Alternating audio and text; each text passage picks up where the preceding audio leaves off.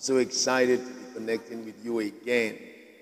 The last video I did, encouraging Christian husbands to stop treating their wives as slaves in the name of submission, actually brought a lot of feedbacks and clearly pointed to the fact that we have a very serious issue at hand.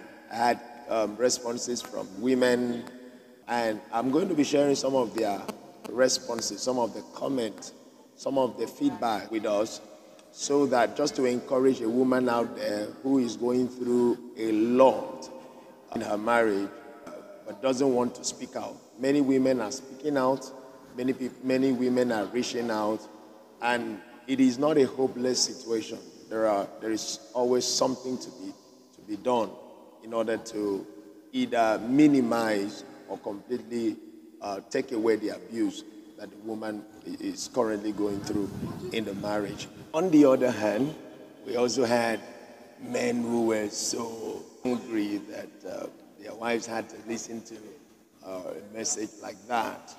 It shows people who are not ready to change, people who don't see anything wrong in what they are doing, which is very disheartening. Basically, the Constitution of the Federal Republic of Nigeria gives the woman certain rights, which many husbands have practically infringed on this right, all in the name of submission. By virtue of Section 34, subsection 1 of the 1999 Constitution of the Federal Republic of Nigeria as amended, every Nigerian citizen has a right to human dignity of person. Human dignity of person. No one under the law is permitted to be exposed to inhuman treatment, torture, or any form of slavery or degrading treatment. It is not permitted by law. Unfortunately, this is the experience of thousands of Christian wives, and it is disheartening that the men who carry out this art are men who minister from the pulpit, men who are supposed to be leaders, an example in everything. But they are the ones who cause their wives sleepless nights, pains, emotional torture, emotional tumor, because they have refused to respect the law of the land. They have refused to respect the laws of Scripture. I want to take out this time to encourage you also to, if you have not yet subscribed to this YouTube channel, please do so. Share the video, drop your comment. Let's interact. Let's see how we can push this advocacy forward. Let's see how we can reach out to a lot of people. Many people have to see this video. Many women out there have to see this video. You know, I want to share some of the comments, the responses that we got. I want to thank everyone that reached out, especially for the women who are in deep distress, who reached out, who sent in their comments, shared what they are going through with us. We do not really take this for granted at all. Some of the comments are very disheartening, very, very disheartening. I want to share some of them with you, and so that you know that this is a real case, it's a real situation. Besides, you don't need to keep quiet. Other women are speaking out. Please do not keep quiet. Send us your comments, send a chat to us, and we'll be very willing to work with you to see how we can bring peace, stability, and love into that marriage again. One woman sent me her own response. She said that her husband locked her out of their matrimonial room. She sleeps in the sitting room because she refused to get a loan for the husband. The husband has pushed her, been asking her, demanding that she should get a loan from her office. The woman felt, you know, there was no concrete assurance that this loan will be paid back. There was no clear picture of what this money was going to be used for. The loan is taken. It's the woman that will pay the price for it all through until the loan is completely deducted from her salary. At some point, she will not even have a salary at all, subjecting herself and the children to pains, to hardship. owing to the fact that before now, the man has not really been caring. The man has not really been there. The woman had to shoulder all the responsibilities. She's been the one paying the children's school fees, doing a whole lot of things on her own, while the man really do not support. And then all of a sudden wakes up and say, "Madam, you must get a loan for me." And the woman refused. So the man locked her out. And eventually, right now, the man is pushing that the woman should pack her things out of the house. It's so disheartening. This kind of situation, so disheartening. So disheartening. We got another comment from a woman, another woman who said the husband, in fact, she has to prepare food.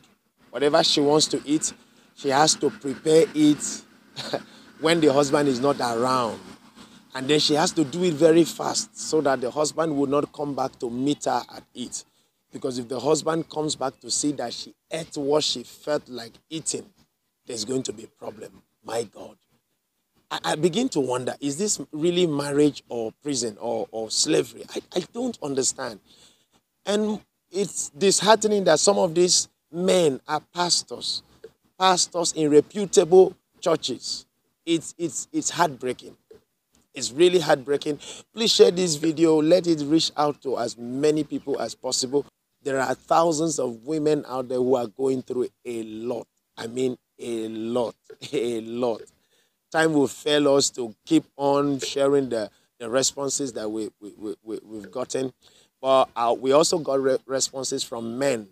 Dr. Austin Modu sending her his response. He said that submission is not subjugation. Submission is not subjugation. He's a fine Christian man. And of course, his wife is really enjoying her marriage with him. And you know, men like these are coming out to speak so that these other men can also learn. It's an advocacy we will not stop. And also, the women also have their part to play. Let me spend some time to talk about what a woman should do. When I'm saying you should speak out, sometimes these women communicate these things to the wrong persons. There are persons you should not share your pains with because it will not bring any solution. It won't bring any change. For instance, the first person that is important that you must talk to is your pastor. Is your pastor. The reason is that your husband, remember that he still remains your head. He's your head, and it requires a person of authority to intervene, to speak to him. You can't talk to your friends. Your friends cannot talk to your husband. Your family, your brothers and sisters cannot talk to your husband because they do not have any spiritual authority. They are not in a position of authority to address the issue. The person who has the spiritual authority, who has the mandate, who is qualified to speak to him is the spiritual father, of course, the pastor. The women will not even speak. Many women are not speaking out. They don't talk to their pastors about what they are going through because they don't want the man to be shamed. The man will be embarrassed. If we talk to pastor about it, the man will be embarrassed. You are not helping the situation, madam. Please speak to pastor. Speak to pastor. That's his work. That's why he's your pastor. He's not your pastor to just preach on the pulpit. He's your pastor to come in when there are issues. Speak to him. He has a spiritual mandate. He's in a position of authority to step into the situation and see how to prefer scriptural counsel that will help your marriage work. By the grace of God, we have been privileged to step into situations like this, and it has changed. It has really changed marriages that are once very toxic. Now they are happily living together. So it is important. But when you cover these things, you are not helping yourself. When you cover it, when you're not speaking out and not saying you complain to your friends, you are wasting your time. What will your friends do? Many of them will sit behind you and talk against you. So it doesn't make sense. Speak to people of authority. Number one person of authority is your pastor. When the pastor steps in, and unfortunately, some men, after the pastor steps in, they go back home and they become brutal with their wives. they subject the woman to even the temple of their wickedness. It is terrible. It is really terrible. They increase the tempo of their wickedness. It's terrible. It shows they don't have regard for the pastor. It shows they don't have regard for constituted authorities. They don't have regards. And it's unfortunate that you ended up marrying such a man. And it's unfortunate that these are the men who minister from the pulpit. It's unfortunate that these are the men who carry titles about. It's so unfortunate that these are the men that we call Christian men. It's so unfortunate. If your pastor can step into a matter and speak to you and you go back home and you begin to get brutal with your wife because she spoke out, it is disheartening. It is, I don't know, I am lost for words. However, women, you must not give up. If you speak to pastor comes in, is not working. This man did not pick you on the street. Did not pick you. There are people of authority in your family, authority figures. I'm not talking about people without authority. I'm talking about authority figures. Authority figures. It's important that you reach out to these authority figures. They were the ones who handed your hand in marriage. Let them step in and traditionally remind the man that we gave you a wife and not a slave. These measures are important. It's important when it gets to a point so that you won't die in marriage. There is no place in the scriptures that say women should die in marriage. There is no place that says so. Some of these challenges could be medically handled. Some of these challenges could be psychologically handled. Some of these challenges could be spiritually handled. But how will it be handled when you are covering up? When you are taking all of that in silence? You are just there. You are dying inside and you refuse to speak out. I'm encouraging you to speak out. So many women are reaching out to us and we are telling them what to do. They are applying it and it's working. It's working. A woman sent me a comment that says, "Sir, I lost my confidence completely. Thank God that I met you. The suggestions that you gave has helped me to regain my confidence back. I've started my business again and things are going well." The situation with your husband might not really change, but you personally will change. Your joy, your happiness is not in the hand of a man. Your joy, your happiness is in your own hand. If he does not change, you have to change. And when you change, I tell you, change will also happen with time. Women are emotionally abused by their husbands and they are not speaking to anybody. They are just there. They're just there. You know, men who are so autocratic in nature. They are so lugardic in nature. They want to have it their way. They don't care about how the woman feels. They don't do anything to support the woman. They are always, it's all about them. It's those kind of relationships are very dangerous. And the painful part is that the men don't even feel they are doing anything wrong. That is a mental situation. That's a mental case. When you are doing something and your wife is crying and your wife is complaining and she's telling you, "You are hurting me," and you are saying you are not doing anything wrong, that's a mental case. You need to be psychoanalyzed. I tell you, you need the help of a psychologist. You need the help of a counselor. You need the help of professionals. Let them help you. Pride will not take you to anywhere. Pride will not help. It's important. So women, speak out. Don't be quiet. Speak out. And in case you do not know, there are institutions set up by government to handle situations like this. The Ministry of Women Affairs, they are there to step in. We have FIDA. FIDA is there to step in, to help. Sometimes it's not just taking legal steps. It's for them to let the man know that there are authorities who are aware of the situation, should in case anything happens. You will not fulfill your purpose in the grave. You won't. It is important for you to be safe-faced. If, for instance, emotionally you are not stable, you are constantly in pains emotionally, how are you going to concentrate? How are you going to fulfill your life's purpose? Let me round up by saying this. One day you are going to stand before God, and God is going to ask you, what did you do with the life that I gave to you? I hope you know that telling God that I couldn't do what I was supposed to do, I couldn't live the life I was supposed to live because of my husband is not an excuse. I hope you know that. It's not an excuse. There is no excuse whatsoever why you should not do what you were created to do. Live the life you were created to live. There is no excuse whatsoever. So speak out today.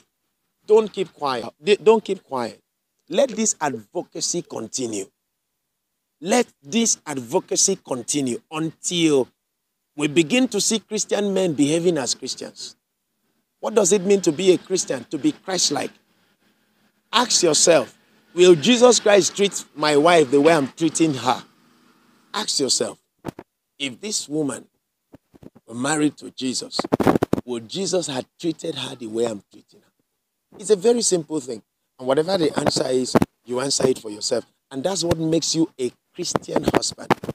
That she's married to the light of Jesus.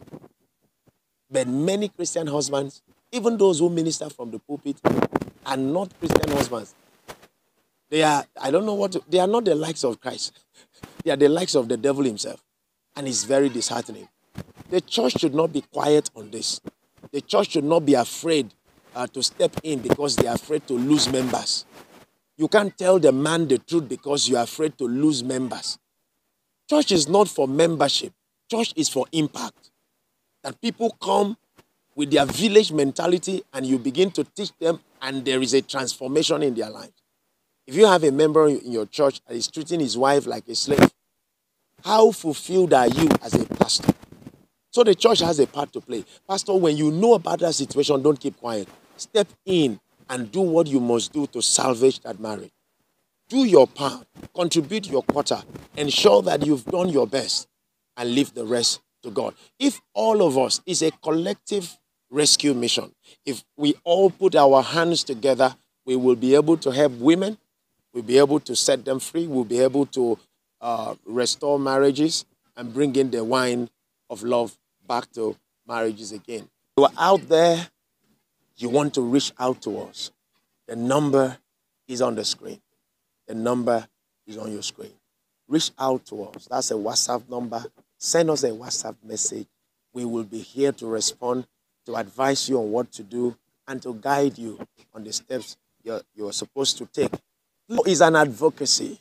It's not just about making a video. This is an advocacy. Please share some love by sharing this video. You don't know who needs this. You don't know who desperately needs to hear this. Share this video, subscribe to this channel, and like this video.